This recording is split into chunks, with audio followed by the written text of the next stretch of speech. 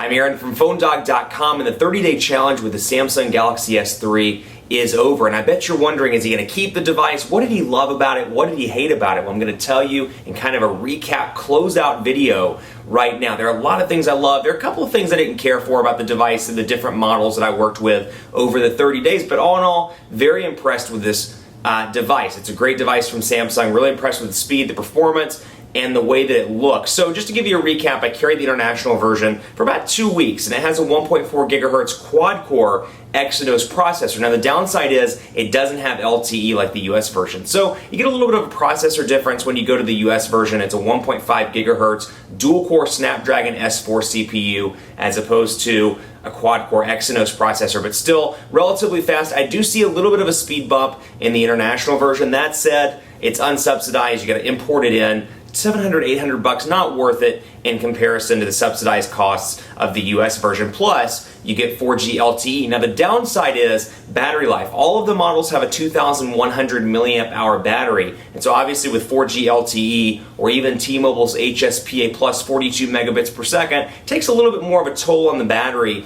than the 21 megabits per second cap of the international one. That said, battery life, I'm getting 11 to 13 hours on this device with moderate to almost heavy use. Not bad. I can still make it through most of the day before the device requires a recharge, unless I'm just using it and taking pictures and browsing the web and doing a lot of battery hungry things like that. Otherwise, pretty impressed with the battery life. Love the fact that it's a removable 2,100 milliamp hour battery where I can take it out and put it on the go with me. So if I have, like I do now, 3 or 4 review units of the Samsung Galaxy S3, my battery dies, I can pop in another battery. This happened last week when I was traveling in San Francisco for Google I/O. It was very nice because I didn't have time to charge. I was rushing between meetings and events, popped in a new battery, and I was good to go. Otherwise, dual-core Snapdragon S4 processor, relatively fast. I see a little bit, I wouldn't say lag, but I see a little bit of stuttering from time to time. Nothing to be concerned about, though. You're going to notice it if you're a phone geek like I am and you've used the international version, but nothing to worry about. 4G LTE capability more than covers for it, and it's nice to have that ability on the device.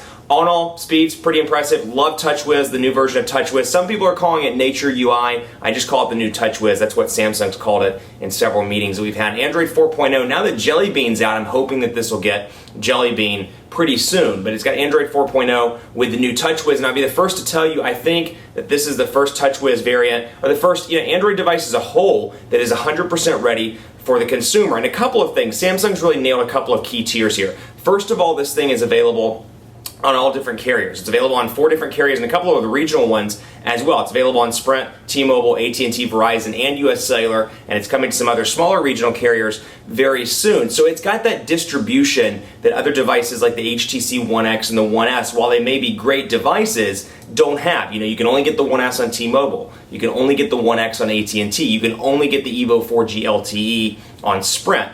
That obviously puts a kink in it. Also, I think TouchWiz is finally adopted and ready for the mainstream. It's a nice operating system and a nice user interface over top of Android 4.0. Very impressed with it. It's just something I can kind of hand to my mom or hand to my dad and say, here's a smartphone for you, and they can navigate it without having to worry about the complexities of Android. I've always thought that even in a stock form with Android 4.0 or even 4.1, it still kind of looks like a nerd science project. And that's great for people like us that are browsing the web, that are hacking, rooting, modding. I don't know why I just said browsing the web. Everybody browses the web. But hacking, rooting, modding, things like that.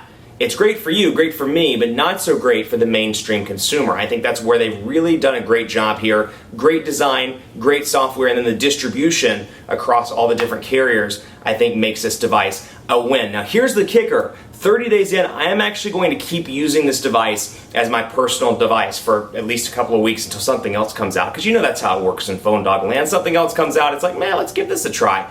Might even put it up to the 30-day challenge.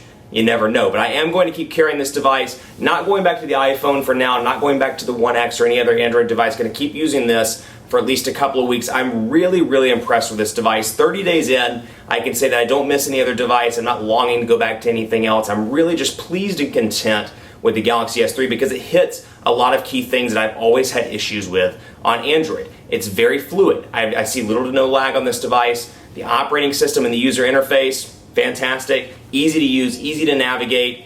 Don't have to worry about feeling like a nerd science project. That's always a great feeling.